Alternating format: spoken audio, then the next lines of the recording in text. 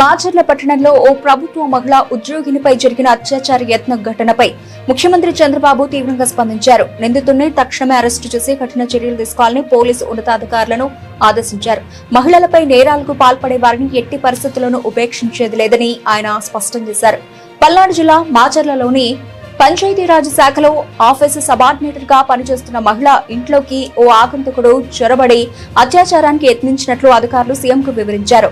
ఈ ఘటనపై ముఖ్యమంత్రి ఆరా తీశారు. ఫిర్యాదు అందిన వెంటనే కేసు నమోదు చేశామని, బాధితురాలిని వైద్య పరీక్షల నిమిత్తం గుంటూరు జీజీహెచ్ కు తరలించామని పోలీసులు తెలిపారు.